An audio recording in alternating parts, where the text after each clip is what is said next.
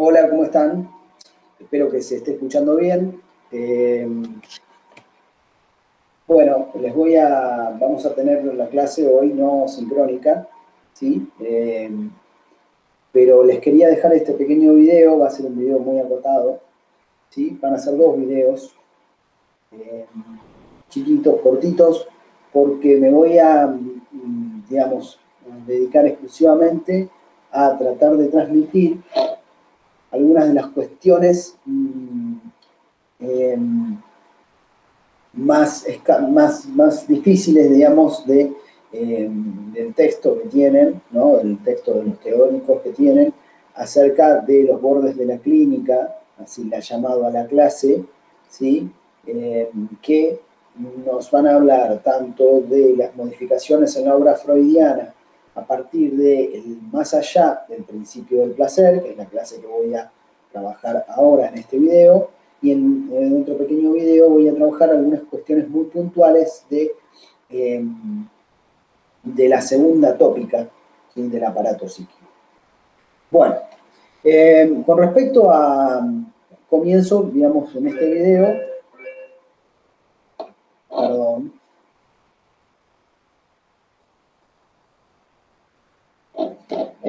comienzo en este video eh, trabajando esto, del más allá del principio del placer.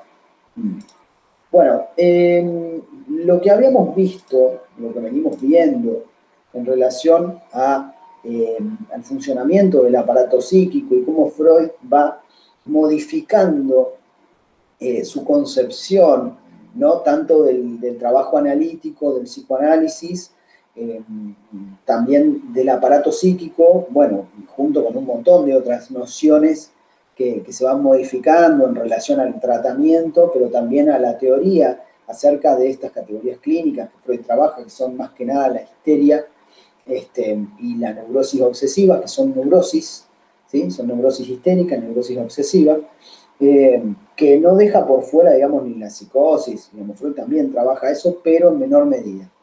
¿Sí? El psicoanálisis aparece como un método de tratamiento, parecía general, pero bueno, Freud en la delimitación de las categorías clínicas o los tipos clínicos, también va, digamos, trabajando, o cómo decirlo, orientando, digamos, el análisis, va viendo qué capacidad tiene el análisis en cuanto a efectividad, en relación a las distintas patologías o psicopatologías que él delimita, ¿no?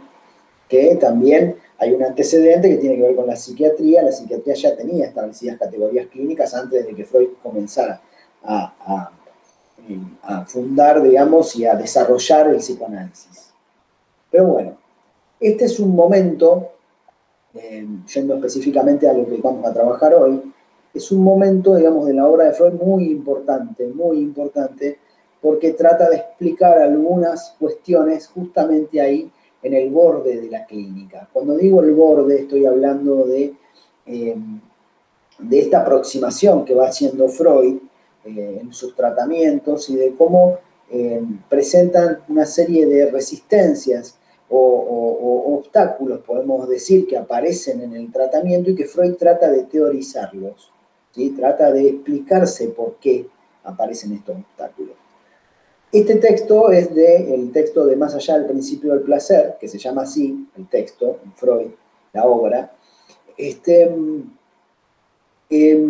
texto aparece en 1920, les decía, ¿sí? Y este texto, bueno, hasta este momento, digamos, en Freud, lo que nosotros conocíamos o podíamos pensar acerca del aparato psíquico y de su funcionamiento, para Freud regían, digamos, eh, principalmente dos principios, ¿sí? Dos principios que aparecen en este texto que les cito y que les puse ahí para que vieran y para que consulten también, que es el texto de formulaciones sobre los dos principios de la de ser sí, ¿sí? Ese texto, que es de 1912, ahí Freud lo que establecía en ese texto es que existen dos principios para explicar la actividad psíquica. Uno es el principio del placer y el otro es el principio de realidad. Esto lo podemos cotejar también, lo podemos comparar también con, con lo que venimos viendo o trabajamos acerca de la vivencia de satisfacción, allá cuando trabajamos la cuestión de los sueños, ¿no? Y el aparato psíquico, ¿sí? Y de qué pasaba con el deseo, ¿sí? Y la vivencia de esa satisfacción en donde el niño optaba, ¿sí? El ser humano opta, ¿sí? O por alucinar, ¿sí? Por alucinar, en el intento de reencontrar el objeto intenta alucinar, o investir la huella de esa vivencia de satisfacción. Esto tendría que ver con el principio del placer, ¿sí? Con el inmediato satisfacción o búsqueda de satisfacción, ¿no? de esta tendencia, o revivir, digamos, como decíamos, esta vivencia primitiva y mítica de satisfacción. Entonces, las opciones son o alucinar, investir la huella, cosa que no es muy adaptativa porque entonces el niño se queda alucinando y no llora, dicen el que no llora no mama, ¿no? Dice el dicho. Bueno, entonces el niño, si se queda en este estado de alucinación, no llora. Si no llora, no da ningún tipo de señal que haga que otro venga a auxiliarlo, ¿sí? Entonces, una de estas opciones es la del principio del placer, y la otra sería el principio de realidad. El principio de realidad tiene que ver con mirar más que hacia la alucinación, hacia el polo motor, podemos decir, en el esquema del peine que nosotros veíamos de Freud, del aparato psíquico, y tratar de pensar, digamos, qué acciones dieron lugar a la vivencia de satisfacción. Es como un primitivo intento del niño de buscar encontrar el objeto, pero en el mundo exterior, ¿sí? Entonces el niño puede decir, bueno, lloré, cuando lloré pasó esto, vinieron, entonces voy a llorar de nuevo, ¿no? Es un ejemplo muy simplificado. Pero fíjense que en esto hay una gran diferencia entre alucinar el pecho, ¿sí? O alucinar la vivencia, la huella, y tratar de modificar el mundo, a ver si puedo tratar de acercarme a ese objeto, de revivir algo con ese objeto, ¿no? Fíjense que en uno se mira, podemos decir, se mira hacia adentro, ¿sí? No hay modificación sobre el mundo, y en el otro no. En el otro trato de ver, a ver cómo funciona el mundo, ¿sí? Trato de ver cómo funciona el mundo y conseguir lo que yo estoy buscando. Cosa que ustedes habrán visto, digamos, lo vimos, que el deseo, ¿sí? O sea, el encuentro con ese objeto es imposible, ¿no? Porque el deseo justamente es ese resto que queda sin satisfacer, cuando alucina el niño, o en el otro caso cuando busca el objeto o se encuentra nuevamente con el objeto, ¿sí? En ambos casos algo falta, ¿sí? Algo falta, hay un resto que queda por fuera. La vivencia no es la misma, ¿sí? No es exactamente la misma, y entonces queda, digamos, como una vivencia mítica, ¿sí? Que dio lugar a este movimiento del aparato psíquico, a este investimiento del mundo exterior también, y de la acción en el niño, ¿no? Entonces, siempre queda un resto. Ese resto se llama deseo, ¿sí? Hay deseo porque no hay una satisfacción plena. Bien, entonces, para Freud estaban estos dos principios, ¿sí? Si quieren podemos simplificarlo, podemos decir que el principio de placer busca la satisfacción inmediata, ¿sí? Y el principio de realidad mira a ver qué cosas tiene que modificar en la realidad, qué acciones tiene que llevar a cabo para tratar de obtener la satisfacción y el objeto y la acción que sería su meta. Esos son los dos principios. Incluso Freud y Lacan también después plantean que en realidad Freud mismo lo dice, que el principio del placer también se lleva a cabo en el principio de realidad, porque es como una forma un poco más segura de tratar de obtener la satisfacción. Segura en el sentido de que hay un intento, una búsqueda de ese objeto, ¿no? Trata de asegurarse el principio del placer, ¿sí? Se trata de hacer más seguro el principio del placer, ¿sí? O sea, para dar un ejemplo simple, nuevamente, este ejemplo de la milanesa puede ser con cualquier otro objeto, pero bueno, siempre parece que hay hambre, por lo menos en mí. Eh, entonces, no es lo mismo, si mi objeto, el objeto que me produce placer es una milanesa, digamos, no es lo mismo alucinarla, ¿sí? Que tratar de ver a ver qué cosas puedo hacer en el mundo.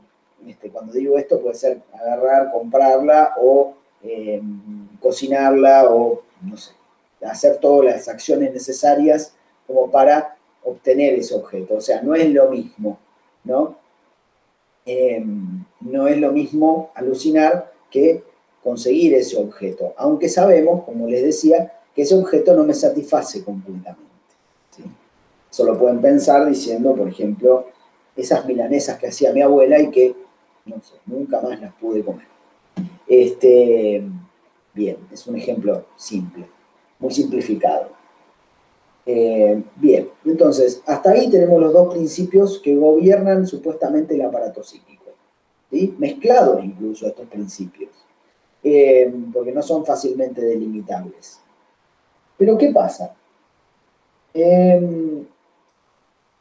Freud, en la clínica, se empieza a encontrar con que hay situaciones en donde se repiten, y ese es el ojo de Freud, el que encuentra esto, situaciones en donde se repite algo, ¿sí?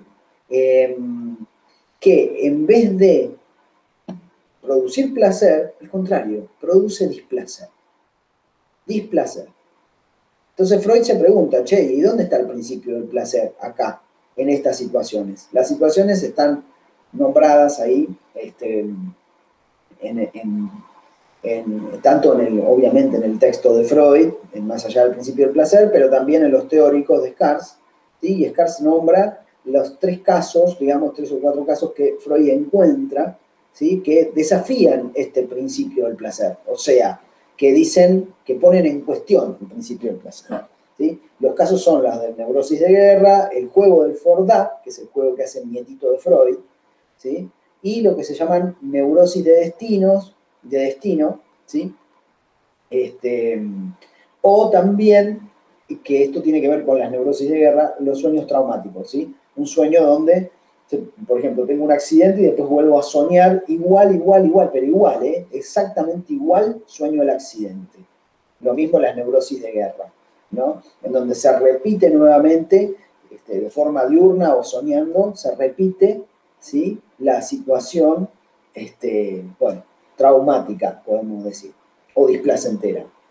Ahora, lo que Freud se pregunta es, ¿por qué? ¿Por qué se repite lo displacentero? Si hasta ahora veníamos viendo el principio del placer, que era el principio del placer el que gobernaba, y junto con el principio de la realidad, eh, gobernaban, vuelvo a decirlo, eh, gobernaban el psiquismo, digamos, el aparato psíquico, lo que sucedía en el aparato psíquico, ¿sí? Eh, bien, entonces, Freud ahí dice, bueno, eh, trata de explicar, ¿sí? Empieza a teorizar acerca de, el aparato psíquico, nuevamente. Vuelve a reformular algo de esto. Recuerdan que el esquema que tenemos anterior, antecedente a este, que va a presentar, es el esquema del peine que habíamos visto en la interpretación de los sueños. Bueno, en esta nueva, eh, podemos decir, en este nuevo modelo del aparato psíquico, Freud lo que empieza a pensar es que el aparato psíquico no tiene dos polos, uno receptor y otro motor, ¿sí? Como en el esquema del peine, sino que habla de una bolsa o de una esfera, ¿sí? En donde hay toda una superficie, y esa superficie tiene contacto y delimita lo interior, el psiquismo, con el mundo exterior, ¿sí? Esa superficie coincide con esta parte del aparato psíquico que Freud llamaba conciencia-percepción, y se encarga de ser receptora de estímulos. Ahora, estos estímulos, nos dice ahí Freud, como todo, en todo ser humano, digamos, en todo ser viviente, hay algo que delimita, ¿sí? El interior del exterior. Pero que lo que tiene que tratar de hacer para sobrevivir, y por eso hay una delimitación, una separación entre el exterior y el interior, es de, tiene que tratar de no quedar asimilado al medio, o sea, diferenciarse del medio. El ejemplo que da ahí el autor, que trabaja Scarcel, es el de la temperatura. Nosotros tenemos una temperatura corporal que no puede ser igual que la del ambiente, porque si no, imagínense, ¿no? Morimos de frío, piensen en los esquimales, si la temperatura nos baja al mismo, eh, grado, a la misma temperatura, digamos, que la del ambiente, o de calor, ¿no? En otros lugares. Entonces, hay ahí, digamos, en base a esta idea tomada desde el organismo, ¿sí? Desde un modelo mecánico, Freud dice, bueno, tiene que haber algo que, una superficie que esté en contacto, que reciba los estímulos, pero que haga que esos estímulos sean filtrados, ¿sí? Y para eso él propone una protección antiestímulo, ¿sí? Hay como una barrera antiestímulo, dice en el psiquismo. Esa barrera antiestímulo es como que filtra, como un filtro, ¿sí? Filtra los estímulos del medio y solo deja pasar aquello que se pueda procesar. Piensen que Freud trabajaba con la idea del líbido, ¿sí? La idea de una energía psíquica. Y bueno, de la misma forma, él plantea que el psiquismo, de alguna manera, le llegan cosas desde el exterior, ¿no? Que no son cuestiones de estímulos solamente físicos, ¿sí? Sino estímulos que tienen que ver con lo psíquico, digo, que impactan sobre lo psíquico. Por ejemplo, en las neurosis de guerra, las personas que habían vivido una situación traumática de accidente, no de accidente, de muerte de algunos compañeros y ellos habían sobrevivido sin lesión alguna, dice Freud. Sin embargo, ellos revivían esta situación, ¿no? Se les presentaba esta situación, constantemente se les repetía en los sueños, incluso en el pensamiento diurno, o sea, en el día. Entonces, Freud lo que va a decir es que en estas situaciones, ¿sí? En las situaciones de neurosis de guerra o en el juego del Fordá, cuando la madre se va y el niño se queda solo, hay algo que rompe la barrera antiestímulo, ¿sí? Rompe la barrera antiestímulo. Al romperse la barrera antiestímulo se filtran una serie de estímulos, ¿sí? Una serie de estímulos que podrían ser perjudiciales. ¿En qué sentido? En el sentido de que es como un exceso, ¿sí? Hay un exceso de estimulación. En ese exceso de estimulación, lo que intenta hacer el aparato psíquico, va a decir Freud, es repetir psíquicamente, esa situación se repite, empieza a repetirse, aunque sea displacentera, ¿para qué? Para poder ligar esa energía a representaciones, ¿sí? Ligar esa energía a representaciones implicaría, ¿sí? La posibilidad de que en esas representaciones que se van ligando y se van asociando, se vaya transformando esa vivencia en otra cosa. Ponerle palabras, imágenes, y se vaya modificando. Pero eso implica todo un trabajo de ligar ese exceso de energía a la palabra o a las representaciones, ¿sí? Entonces, eso es lo que está planteando Freud, ¿no? Eso es lo que plantea él. Ahora, hay una cuestión, ¿no? Estos ejemplos que trae Freud de neurosis de guerra son de situaciones traumáticas que vienen desde el mundo exterior. Pero ¿qué dice Freud? Freud dice que el peligro puede acechar tanto de afuera como de adentro. ¿Y cómo de adentro? ¿De adentro a través de qué? ¿Qué es lo que hay de estímulo interno adentro del ser humano? En el psiquismo, podemos decir, la pulsión. ¿Sí? La pulsión que venimos viendo. La pulsión, ¿sí? Que es la energía sexual del ser humano, teorizada por Freud, ¿sí? Y que es un representante de estímulos que vienen del cuerpo, pero que se representan en el psiquismo. La pulsión acecha desde dentro, dice Freud, ¿sí? Para la pulsión no hay protección antiestímulo, porque la protección antiestímulo está para los estímulos que vienen de afuera. Entonces, Freud acá, recuerdan que en un momento él planteaba de por qué, se preguntaba por qué la sexualidad es propensa a producir traumatismo. Bueno, acá está la respuesta. Acá está la respuesta. Es porque la pulsión tiene esta característica que ya la habíamos visto, que uno de sus elementos, ¿cuál era? El de ser una fuerza constante, ¿sí? Una exigencia constante. Entonces, lo que nos está diciendo Freud acá es que existen las pulsiones en sí mismas, pueden producir traumas, ¿sí? Pueden producir traumas porque ya la característica de la pulsión es que está constantemente exigiendo al aparato psíquico, ¿sí? Si quieren, podemos retomar esta idea del principio, en donde no hay un objeto que satisfaga totalmente al ser humano. Entonces, al no haber un objeto que produzca una satisfacción total, la pulsión sigue estando ahí, sigue acechando, sigue empujando o exigiendo, digamos, satisfacción. ¿Pero por qué? Porque no hay objeto que la satisfaga plenamente. Entonces da vueltas y vueltas y vueltas y vueltas. Piénsenlo también desde el punto de vista del niño, ¿no? Que tomaba la teta, pero que después sigue chupeteando, en vacío. O sea que no es la teta en sí, sino esta pulsión oral la que pide satisfacción constantemente, ¿sí? Por eso los niños se llevan todo a la boca, ¿sí? Probablemente, ¿no? Bien. Entonces, el tema es que lo que acecha desde dentro del aparato psíquico es la pulsión, ¿sí? Y la pulsión se presenta, de acuerdo a esta característica anterior que les dije, ¿sí? A esto de que no tiene un objeto que satisfaga del todo, entonces sigue insistiendo.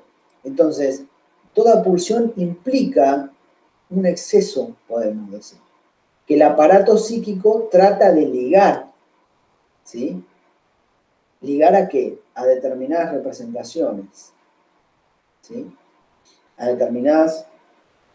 Eso, digamos, hace que esa energía se utilice también para el pensamiento, ¿sí?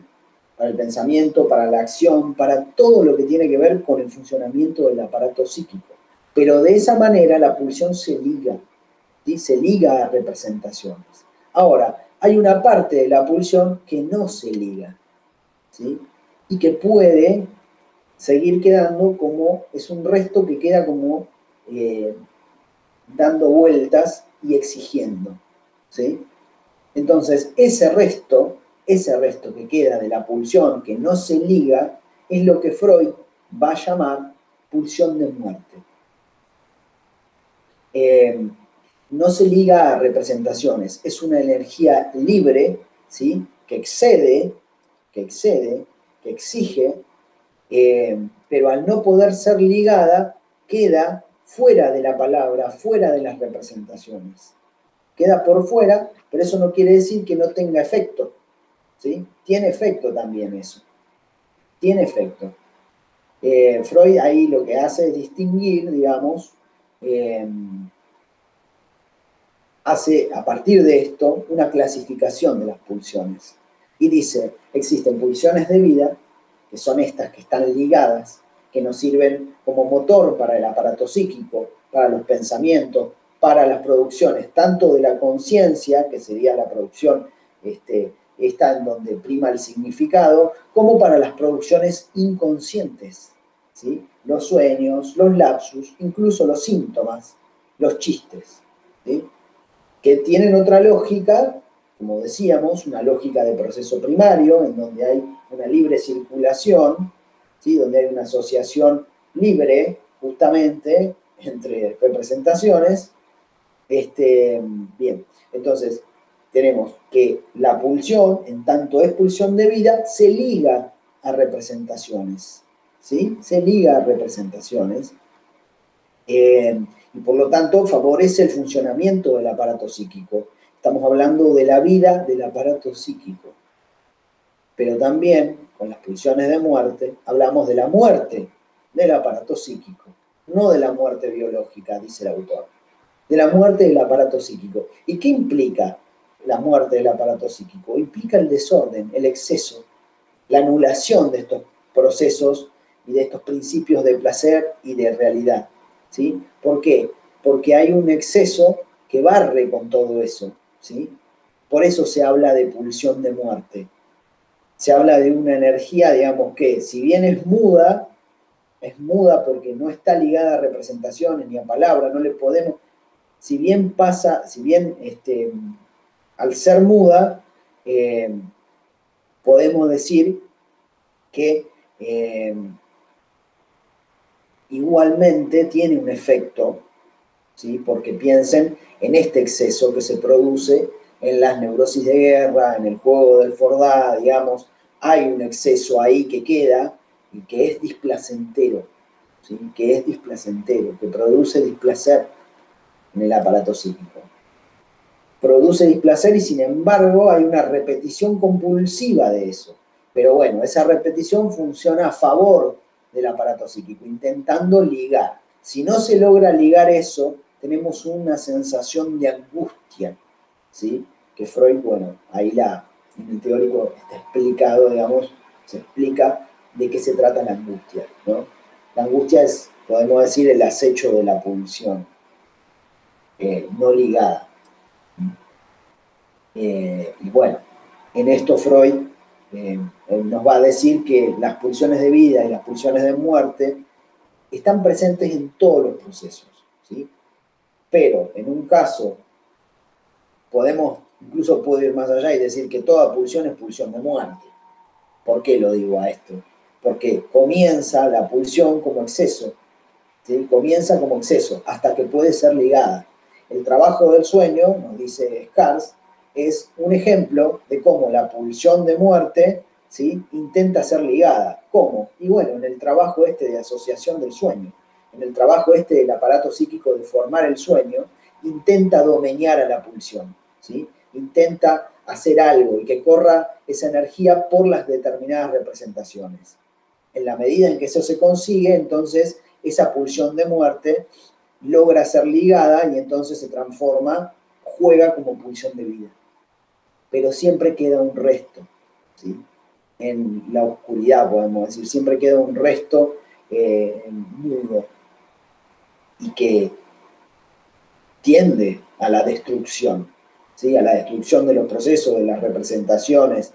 Intenta volver, dice Scars, y Freud lo explica un poco mejor, intenta volver a la no vida, ¿sí?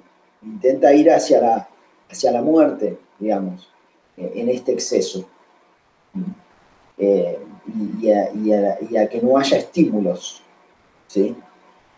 Por eso se habla de pulsión de muerte. Bueno, ya veremos cómo esto también tiene un papel, juega un papel en la segunda tópica del aparato psíquico, que va a ser el video que les voy a transmitir a continuación. Bueno, seguimos en el otro video.